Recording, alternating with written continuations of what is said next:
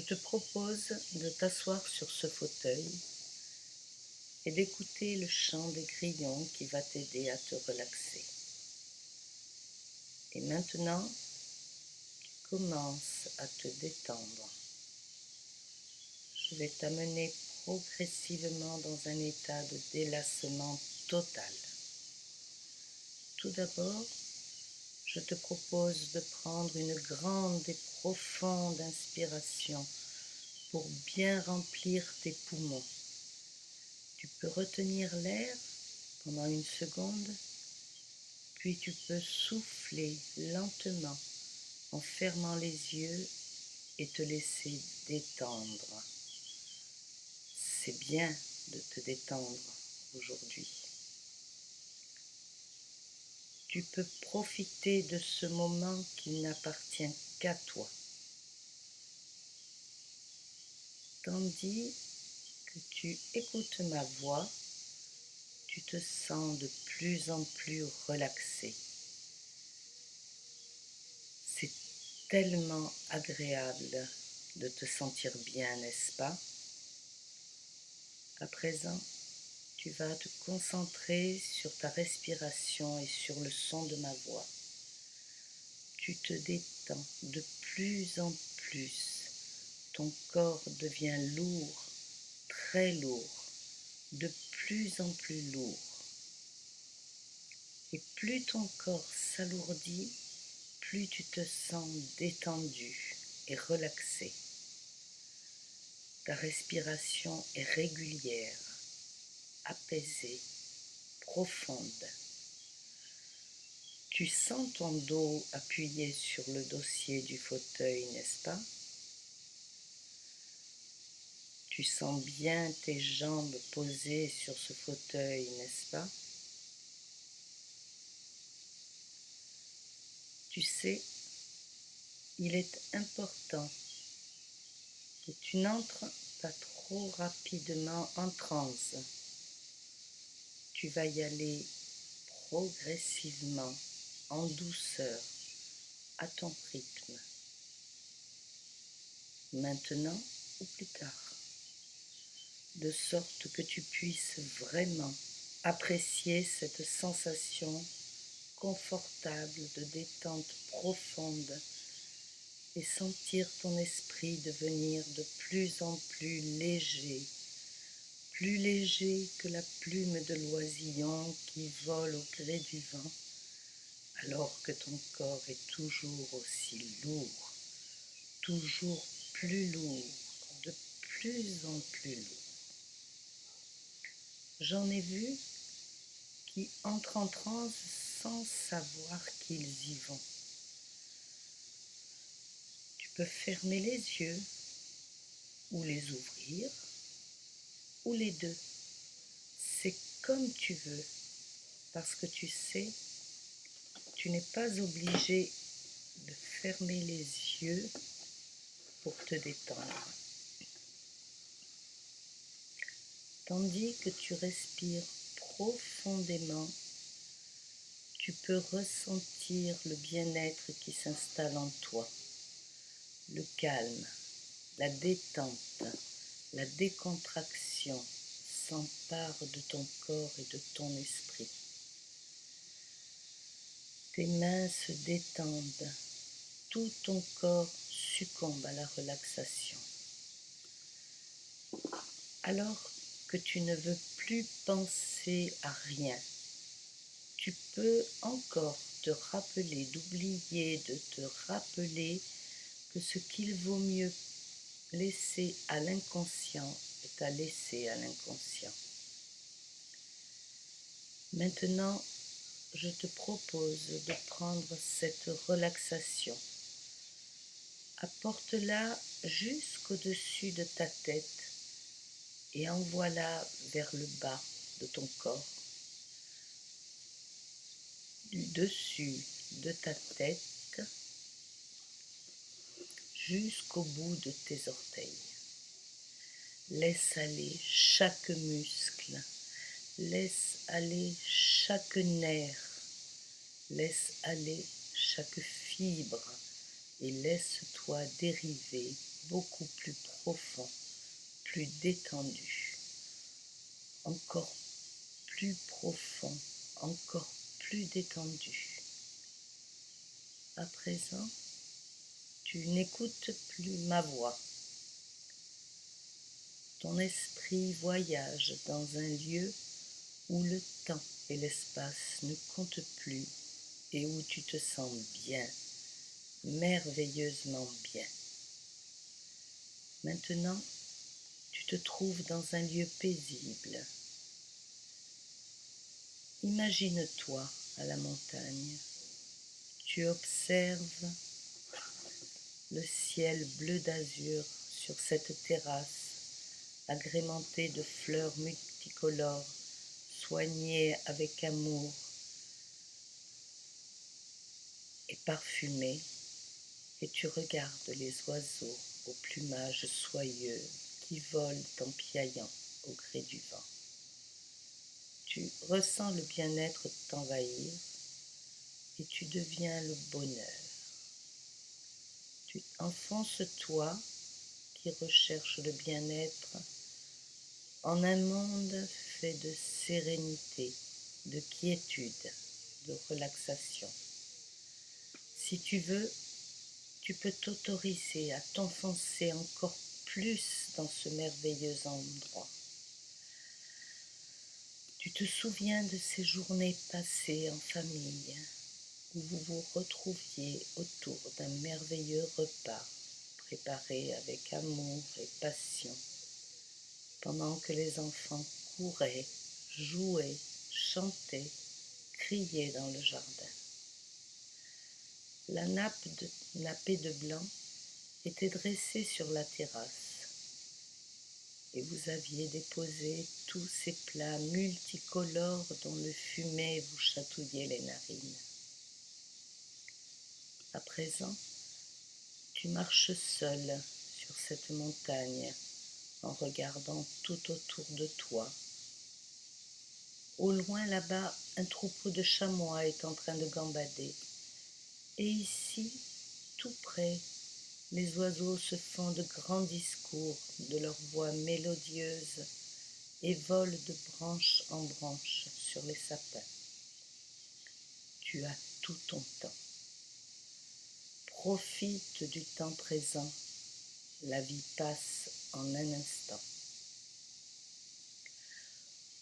Pour assoiffer mon impatience, mon père avait pour habitude de me dire « Attends-moi 5 minutes, je reviens dans une demi-heure. »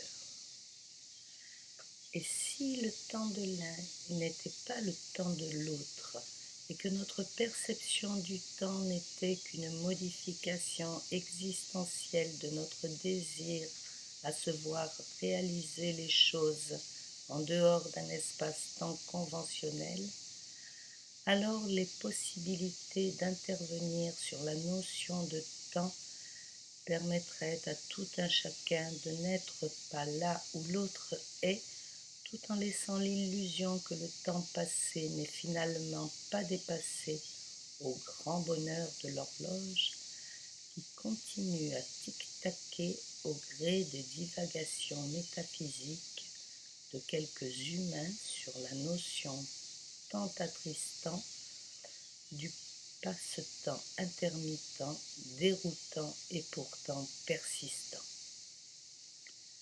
Tu es seul devant le spectacle enchanteur et tu apprécies cette solitude et tu prolonges ce merveilleux moment.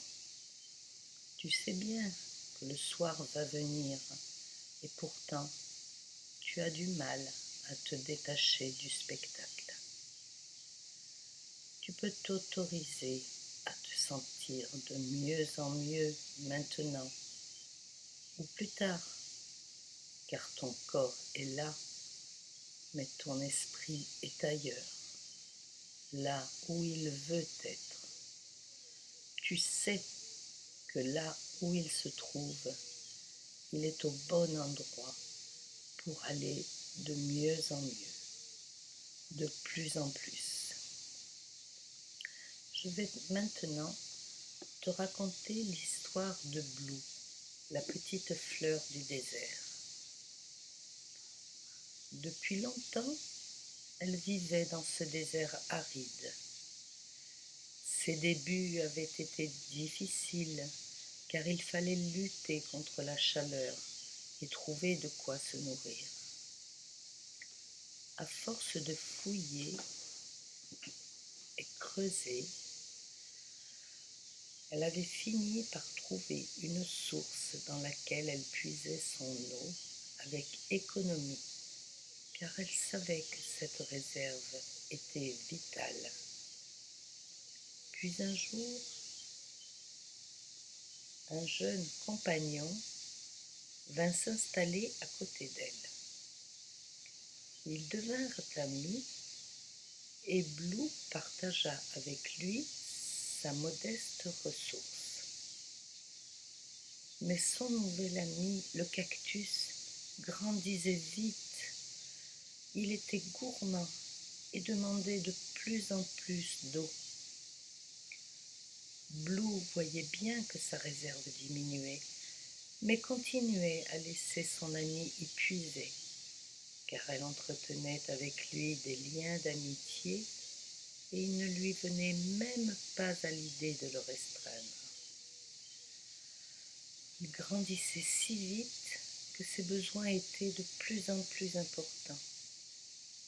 Et un jour, ce qui devait arriver à force d'aspirer la nourriture arriva. La source tarit. Le cactus avait bien prospéré et il avait vidé toute la réserve. Alors, il se détourna de Blue et alla chercher sa nourriture ailleurs. La petite fleur était très triste d'avoir perdu son compagnon. Et en plus, elle n'avait plus rien pour se nourrir. Elle commença à dépérir. Elle perdait ses forces, ses couleurs, sa joie de vivre. Plus les jours passaient, plus Blue était faible. Pourtant, il fallait se reprendre, sinon elle allait faner et ne serait plus qu'une herbe morte dans ce désert aride. Alors, elle puisa dans ses dernières ressources et se mit à creuser un peu plus profond et encore plus profond. La tâche était ardue, d'autant plus ardue qu'elle n'avait plus beaucoup de force. Pourtant, elle finit par atteindre quelques gouttes d'eau qui lui redonnèrent l'énergie nécessaire pour continuer sa dure tâche qui se révéla payante. Elle avait trouvé une nouvelle source. Elle allait retrouver ses forces et sa beauté. Ainsi, la vie reprit son cours et Blue était heureuse. Mais elle était seule à présent et elle s'ennuyait. Elle regrettait son ami le cactus. Et puis, un jour, d'autres fleurs vinrent s'installer près d'elle. Elle était très heureuse et s'en fit de nouvelles amies. Elle trouvait normal de partager à nouveau ses ressources, qu'elle partagea non seulement avec les plaisirs de la vie, mais aussi elle partagea toute sa nourriture. Elle gardait pourtant la crainte que ses nouvelles amies ne lui tournent le dos comme son compagnon le cactus si la source venait à disparaître. Elle n'était pas tout à fait tranquille, mais pourtant elle partageait à nouveau sans compter. Les jours se suivaient et toutes les fleurs passaient des journées agréables à papoter et jouer entre elles sans qu'aucune ombre ne vienne les perturber. Et lorsque la réserve commença à baisser, c'est toutes ensemble qu'elles se mirent à fouiller le sol avec courage pour trouver encore une nouvelle source. ce qui arriva rapidement, et la vie continua sans problème, dans la joie et le plaisir et la beauté. Ses amis étaient restés fidèles, et c'est ensemble qu'elles vivaient les bons moments de la vie et se soutenaient lorsque les choses allaient moins bien. Tu vois, ce n'est pas parce qu'une personne n'est pas fidèle ni reconnaissante que tout le monde agit de la même façon. Tu peux continuer à faire confiance et à croire en toi. On ne te quittera pas parce que tu auras donné tout ce que tu pouvais. Une autre histoire maintenant, c'est celle de Cancan, un petit caneton dont la patte ne s'était pas bien développée. Sa maman, bien trop occupée à s'occuper de sa grande famille, n'avait pas pris le temps de prendre soin de lui, de le lécher longuement comme elle le faisait si bien avec ses autres petits, et de lui apporter toute l'attention nécessaire à son bon développement. Sa patte avait bien du mal à se développer comme il fallait. Dès qu'il se mettait debout, il boitait. Un jour, alors qu'ils se promenaient tous en famille, Cancan, même avec les plus gros efforts du monde, restait loin derrière à traîner la patte. Sa mère, exaspérée, vint vers lui et lui dit « Écoute, Cancan, tu sais bien que tu n'es plus comme les autres. Tu vas mettre des heures pour atteindre l'autre rive, si toutefois tu y arrives. Attends-nous ici, nous reviendrons te chercher dans la soirée. » C'est ainsi qu'ils reprirent leur chemin, laissant Cancan derrière eux.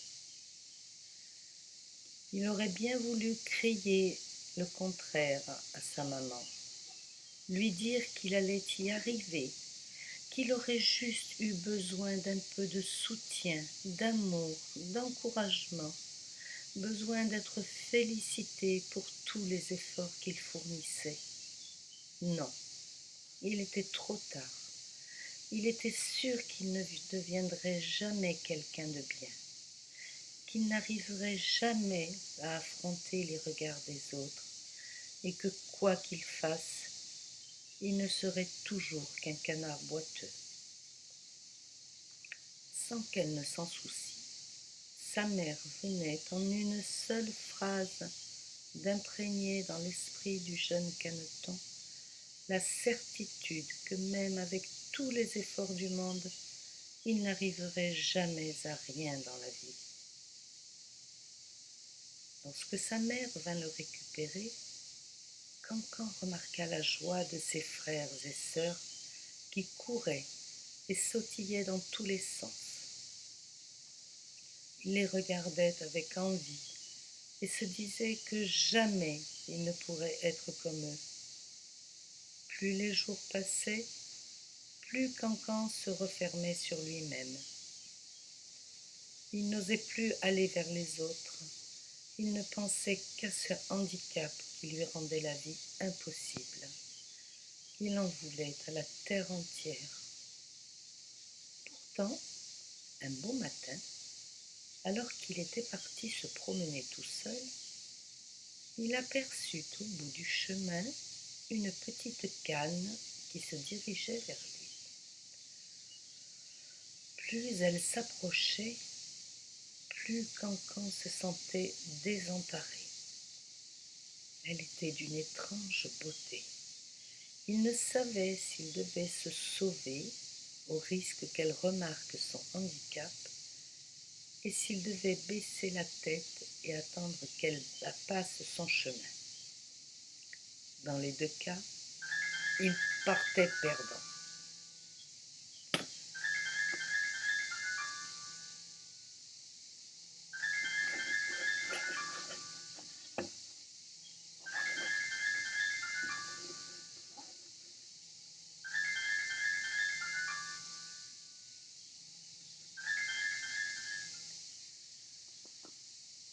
C'est alors qu'elle l'interpella. Bonjour, petit canard. Connais-tu la famille Dindon? Cancan connaissait très bien cette maison. Il passait devant tous les matins. Oui, je la connais bien, répondit-il timidement. Et la petite canne, si jolie, si gentille, vint s'asseoir à ses côtés. Ils discutèrent longuement sur la rive du lac, mais l'heure de partir approchait, et Cancan, qui avait trouvé en elle une amie, ne voulait pas la laisser partir seule. Alors, au prix d'un énorme effort sur lui-même, car il craignait une nouvelle rebuffade, il lui dit « Si tu as le temps, je pourrais t'accompagner chez les dindons, mais j'ai bien peur de te retarder et que la nuit tombe. Tu y seras plus vite arrivé sans moi. Je suis ce qu'on appelle un canard boiteux. » La petite canne, surprise par cette réponse, le regarda un instant, puis se rassit près de lui et lui dit « Ce n'est pas le temps que nous allons mettre pour y parvenir qui m'importe, c'est la sécurité que tu peux m'apporter et le plaisir de t'accompagner. Et puis, boiter ne signifie pas ne plus pouvoir marcher, mais juste pouvoir accepter d'y mettre un peu plus de temps. Et moi, j'ai tout mon temps. Tu vas y arriver, tu pourras t'appuyer sur moi, je serai ton soutien. Allez, lève-toi, lève-toi, il commence à faire froid. » Toutes ces paroles étaient celles que Cancan aurait voulu entendre de la bouche de sa mère lorsqu'elle l'avait laissé sur le chemin. Elles lui réchauffèrent le cœur. Il se dandinait comme s'il était en train de rêver et se demandait si la canne qui était en face de lui était bien réelle. Comment cette sublime créature pouvait-elle s'intéresser à lui et ne porter aucune attention à son handicap? D'un seul coup, Cancan se sentit revivre. Il se leva, envahi par une vague de bonheur. La tête haute, fier de lui, il s'exclama « C'est parti !» Et ils partirent tous les deux, pattes dessus, pattes dessous. On raconta même dans le village qu'arrivé à la petite maison bleue des dindons, Cancan ne boitait plus.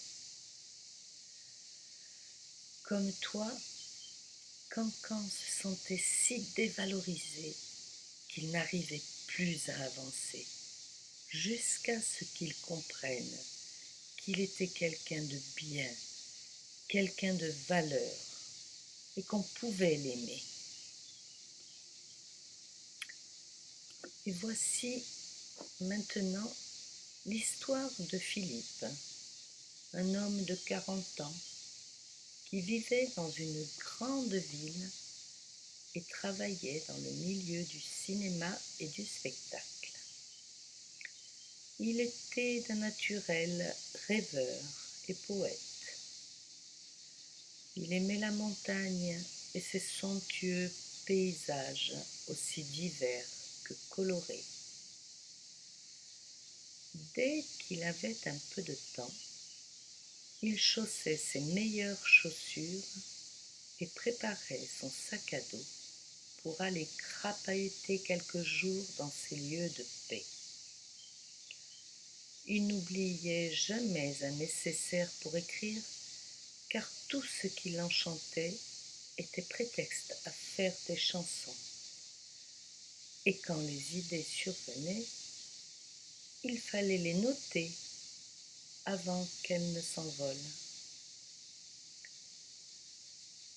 Il en avait quelques-unes en réserve et les rangeait bien précieusement dans le fond d'un tiroir. Lorsqu'il était chez lui, il se mettait devant le piano et améliorait ses chansons. Pourtant, il ne lui venait jamais à l'esprit de les partager. Il n'était pas envisageable qu'un petit écrivaillon comme lui puisse intéresser n'importe lequel de ces chanteurs qu'il aimait voir et entendre. Il n'était pas suffisamment professionnel pour oser croire que ses textes et musiques pourraient plaire à ces chanteurs que l'on entend sur toutes les ondes radio ou les chaînes de télévision. Pourtant, son travail lui permettait de rencontrer de nombreuses personnalités auxquelles il aurait pu soumettre ses compositions. Il côtoyait ces artistes de très près et il lui aurait suffi d'un peu plus de confiance en lui pour leur parler de ses compositions. Mais il avait tant l'habitude de vivre dans l'ombre qu'il n'envisageait pas le moindre pas vers ces personnes-là. Son tiroir commençait à regorger de ses trésors, et il pensa à les partager, ne serait-ce que pour se faire une idée de la façon dont ce serait reçu. Il avait besoin d'un auditoire pour se rassurer. Alors, il invita quelques amis, sortit sa guitare et leur fit écouter une chanson, puis une autre, et comme ils en redemandaient, il en fit une autre et encore une, et cela pendant plus d'1 heure. L'auditoire ne se lassait pas et en redemandait toujours. Il fut très heureux et fier et remerciait ses amis du fond du cœur. Même s'il continuait à penser que c'était par pure amitié qu'il recevait tous ces compliments, il se dit qu'il pourrait peut-être proposer une maquette. Aussitôt pensé, aussitôt fait. Il enregistra les 3 préférées de ses chansons dans un studio.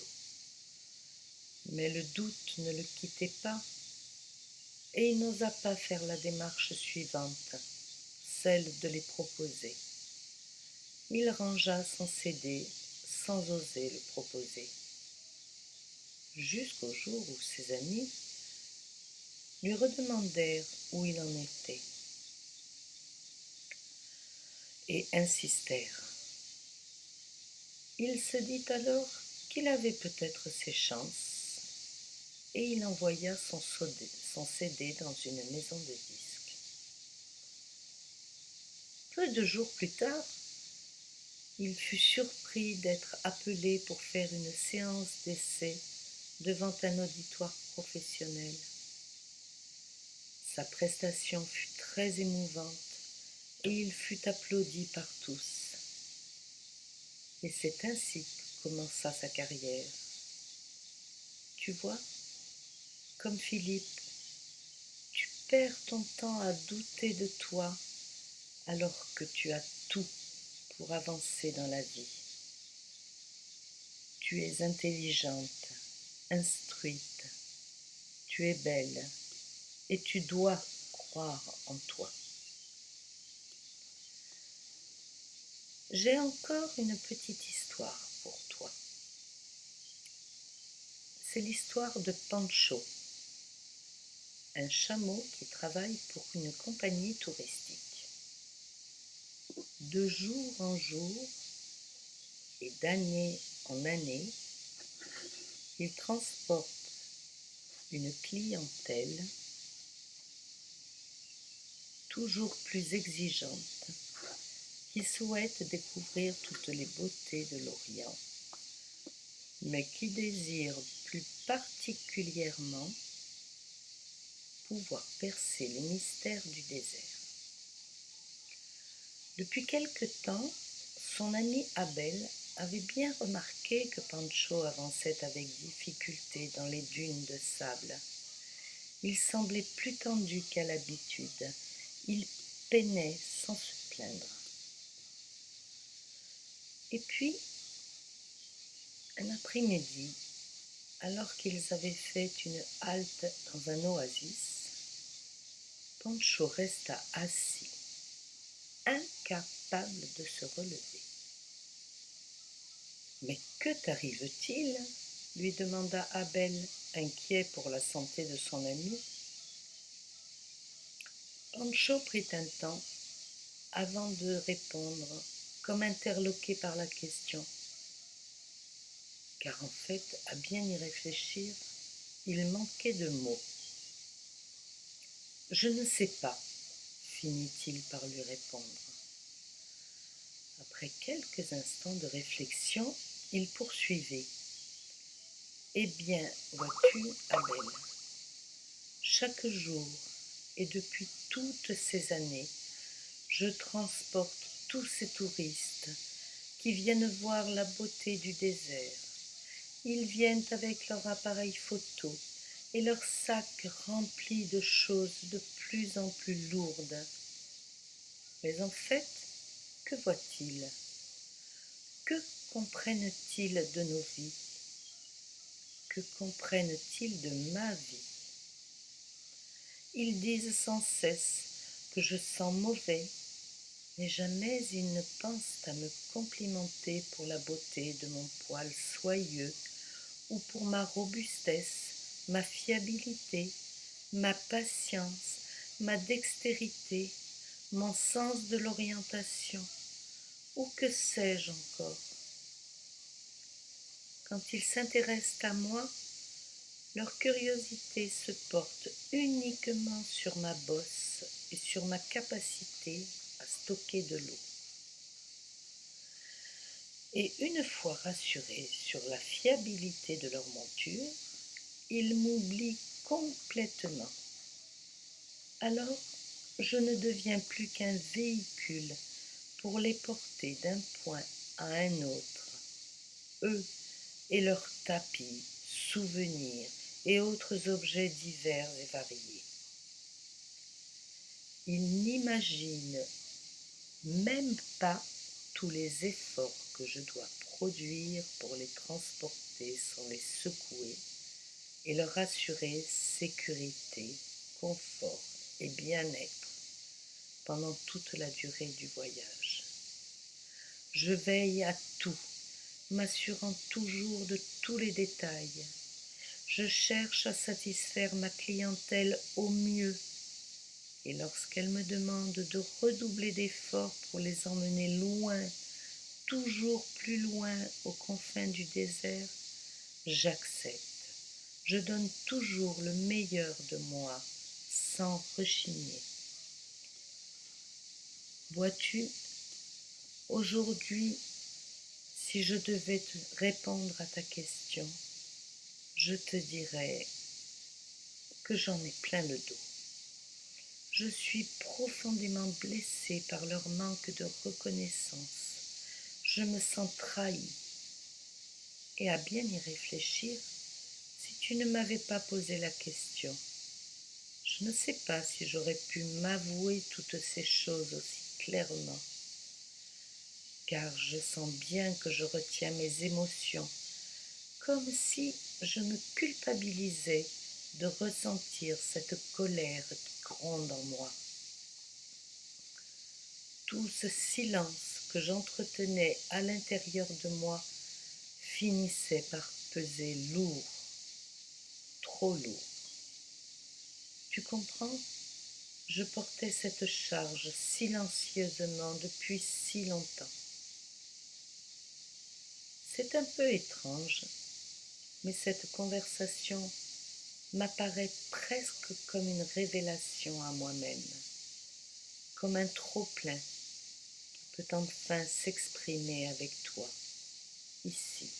En ce moment, je me libère de toutes ces énergies contenues en moi depuis si longtemps.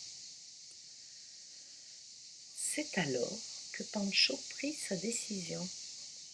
Il demanda audience auprès de son chef et lui répéta tout ce qu'il avait confié à Abel, afin qu'il prenne conscience de ses valeurs et qu'il s'occupe un peu plus de son bien-être avant qu'il ne puisse plus avancer.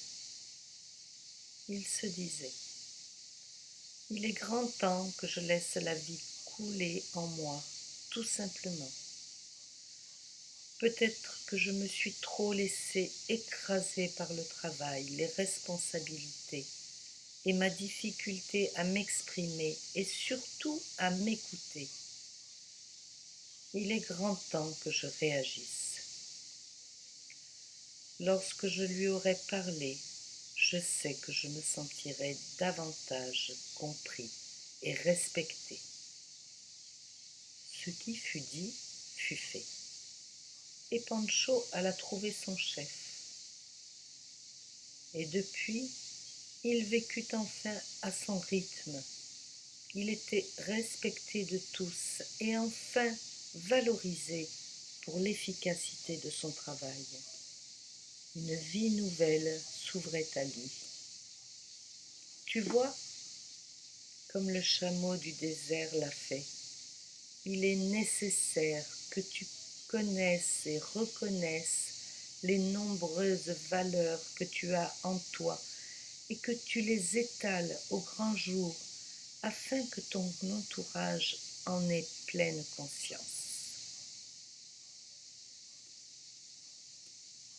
Maintenant, tu vas t'imaginer un grand voyage que tu vas faire en train.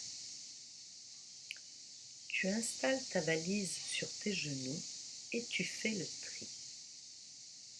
Alors, tu jettes par la fenêtre tout ce qui te dérange, ton manque de confiance en toi, d'estime de toi, tes sentiments de doute, ton sentiment d'infériorité. Quand tu auras fait le vide de tout ce qui entrave ta vie, tu seras une nouvelle femme, sûre d'elle et heureuse. La prochaine fois que tu te sentiras dévalorisé, tu t'imagineras dans ce train et tu jetteras par la fenêtre toutes les vilaines idées qui passeront et tu te diras: j'ai confiance en moi, je suis quelqu'un de bien et je suis bien dans ma peau.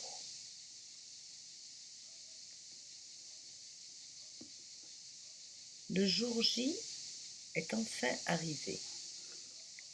Tu connais très bien tous tes cours et tu t'apprêtes à passer ton examen sereinement. La salle est pleine.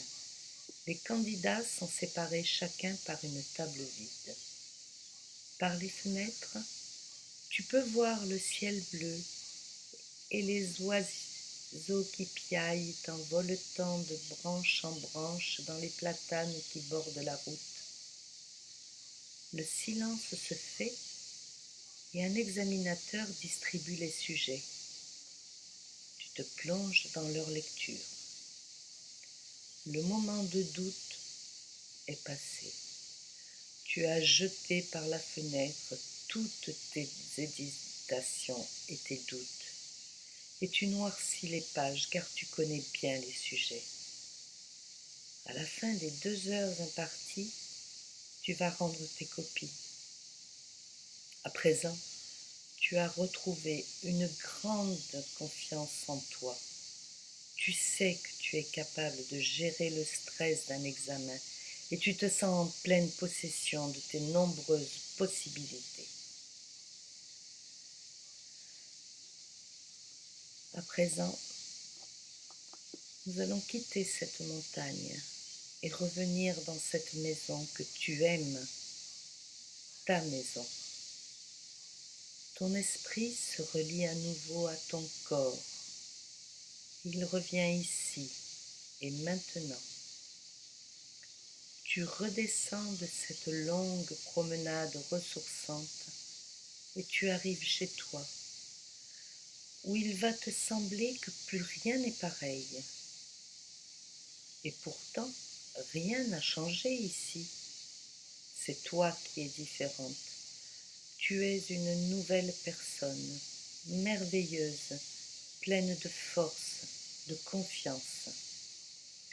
Tu es devenue celle que tu veux être, une personne pleine d'énergie qui veut mener sa vie comme elle l'entend. Tu es à présent maîtresse de ta vie. Toute cette énergie que tu as en toi, tu vas l'occuper à te faire plaisir, à toi d'abord, mais aussi à ta famille, tes amis et les autres, parce que tu sais que tu es la personne la mieux placée pour pouvoir choisir ce qui te convient le mieux. Rappelle-toi que dans la vie, on n'a pas ce qu'on mérite, on a ce qu'on croit mériter. Et toi, tu mérites le meilleur.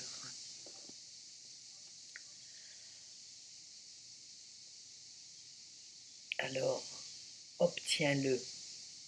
Fais-toi respecter de tous. Bannis toutes tes pensées négatives et transforme-les en pensées positives. À présent, tu es une nouvelle personne, sûre d'elle et capable de dépasser tous ses doutes. C'est avec toutes ces idées positives que tu vas revenir maintenant. Tu vas lentement reprendre conscience de tes mains et de tes pieds. Tu remues lentement tes mains. Tu commences à bouger tes doigts de pied, puis tous tes pieds. Tu sens le mouvement remonter dans tes jambes lentement et tes bras. Tes bras recommencent à sentir toutes les sensations. Et tu ressens les sensations remonter dans ton dos, ta nuque et ta tête. À présent, tu vas prendre une grande inspiration et tu vas visualiser une vague d'énergie positive qui te parcourt de la tête aux pieds et qui te reconnecte complètement avec ton environnement. Tu entends à nouveau ce qui se passe autour de toi. Tu as fait un plein d'énergie et tu te sens prête à affronter le monde entier dans un mode de sérénité, de bien-être et de confiance en toi. Tu prends à nouveau une grande inspiration, calme, profonde, et tu termines de te reconnecter. Et lorsque tu te sentiras prête, et seulement quand tu le voudras, tu pourras ouvrir les yeux et revenir ici et maintenant, mais seulement quand tu l'auras décidé.